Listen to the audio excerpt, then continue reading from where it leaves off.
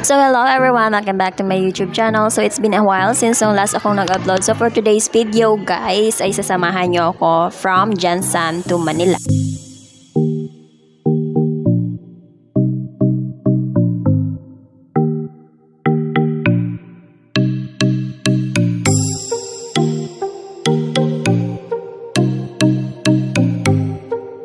So FYI lang guys, ang video na ito ay para lang dun sa mga gustong ma-experience or magkaroon ng idea kung paano yung papuntang Manila from Jensan. At kung hindi ka naman interesado is mag-skip ka na lang. So for today's video, yung video natin ay magulo. So pagpasensyahan nyo na guys dahil sinisingit ko lang at least makakuha ko ng mga ilang clips lang papasok ng airplane dahil hawak-hawak ko rin po yung hand carry ko.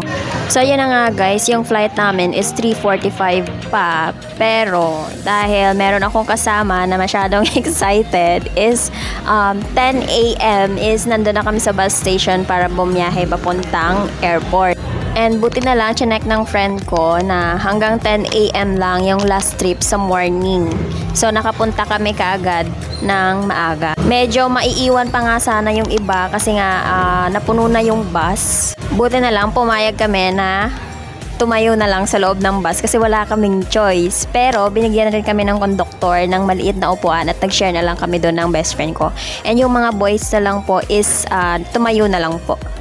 Okay na yon kaysa naman maiwan sila sa flight. So kung gusto yung mga kuha ng upuan, make sure na mas maaga kayong pupunta doon sa kung ano yung trip na oras na pupunta kayo papuntang airport. So around 12 PM siguro ng tanghali is nakarating na kami doon sa airport. Siya nga pala guys, nakalagay sa itinerary nyo na dapat 2 hours before yung flight nyo is nandun na kayo sa airport.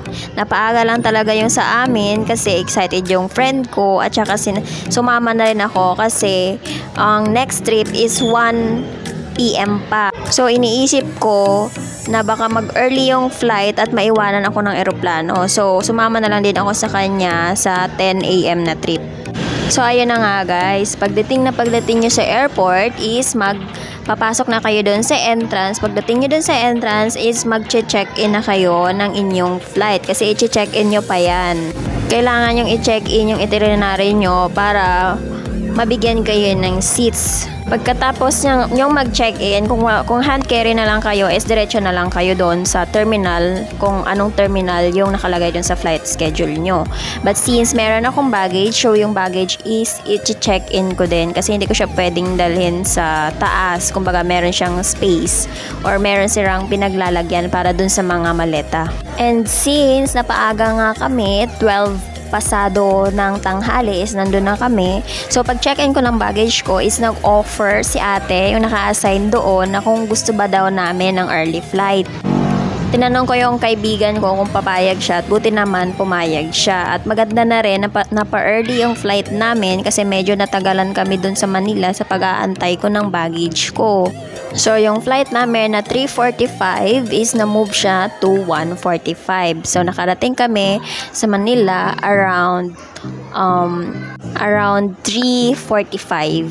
Siya nga pala guys, yung lalabas na boarding pass nyo na lalabas dun sa machine is iingatan nyo. In my case kasi is nakalimutan ko na kanya-kanya pala kami ng boarding pass. Akala ko pinag-isa na lang ni ate kasi nga na-change yung schedule namin. At kapag nandyan na yung airplane guys is merong mga flight attendant na mag-check ng boarding pass nyo bago kayo makakapasok ng airplane. Kaya dapat ingatan nyo. So kung mag-early naman kayong pupunta sa airport guys, mas maganda yon para hindi kayo siguradong maiwanan ng flight nyo. Kung gusto nyo, bumili na lang kayo ng makakain nyo para pagdating nyo sa airport, nagutom kayo is meron kayong makakain. Ang ginawa namin is bumili na lang kami ng Chowking tapos doon na lang namin kinain sa airport. I-make sure nyo lang guys na makikinig kayo dun sa mga voice over dun sa inyong terminal at saka mag-o-observe din kayo dun sa mga monitors kung ano yun na yung next flight. So ayan na nga guys, dito nga sa part ng video na ito ay nakalabas na po kami ng airplane and papunta na po kami or palabas na po kami ng airport at dadaanan na lang po namin yung mga baggage namin. Siya nga pala guys, pwede namang sundan nyo na lang yung mga kasama nyo kung hindi nyo alam kung saan kayo pupunta. At saka kung sakaling naligaw man kayo is pwede po kayong magtanong sa mga crew dyan or sa mga maintenance.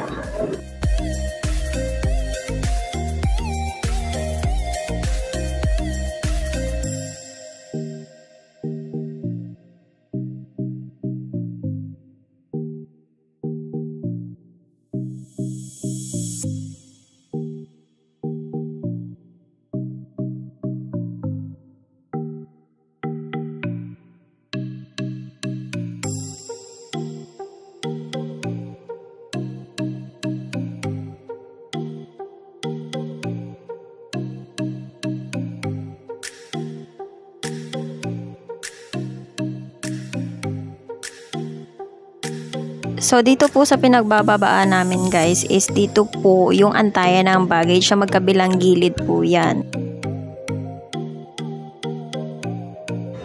So, sa pinag-iikutan po ng baggage is meron pong nakalagay dyan ng pangalan kung ano yung flight nyo. So, doon nyo din aantayin yung baggage ninyo. Kasi yung nangyari sa akin is nag-antay po kami dito po.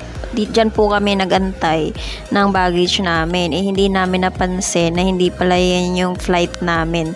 So, nandun po sa kabila yung baggage namin. So, parang nagantay kami sa wala. First time ko po kasi magdala ng baggage sa Manila kasi yung mga previous flights ko is hand carry lang po talaga yung dala ko.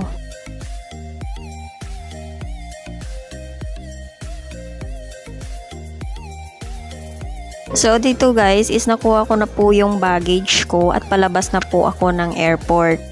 At dito po sa video na to is nakasakay na po ako ng Joyride. So, para sa mga walang susundo dyan, meron po kayong choice. It's either Grab po or Joyride. Pero mas pinili ko yung Joyride kasi mas mabilis siyang gamitin kesa sa Grab.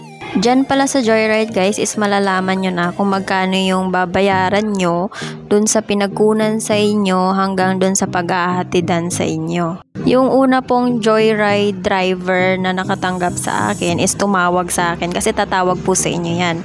Tumawag siya sa akin na medyo malayo daw at traffic, so hinihingi niya na kung meron daw ba akong 1,500 pesos. So, hindi po ako pumayag kasi nga po, budget lang din yung pera ko. At yung ine-expect ko is nasa 600 lang po yun. Kaya sinabi ko kaagad na sa iba na lang. Pinatay niya agad at siya pa yung galit. So, ayun, nag-book ako ulit at yun naman, meron namang tumanggap. Tapos, tinanong ko si kuyang driver kung yung nakita ko bang price apps is yun ba talaga yung babayaran ko. Sabi niya naman, yun po daw po talaga. And since naging honest naman si kuya sa akin, so pagdating ko dun sa hotel is nagbigay na lang ako ng tip. Kesa naman magbayad ako ng 1,500 pesos, diba? So, kung gusto nyong malaman guys, yung hotel na pinag-check-inan ko is mag-subscribe kayo sa aking YouTube channel at i-comment nyo na rin yung mga suggested videos na gusto nyong gawin ko. Dahil soon i-upload ko sa inyo yung hotel na pinili ko, kung magkano yung price, at kung ano bang mas ganda, mag-book po ba sa Agoda or mag-walk-in na lang.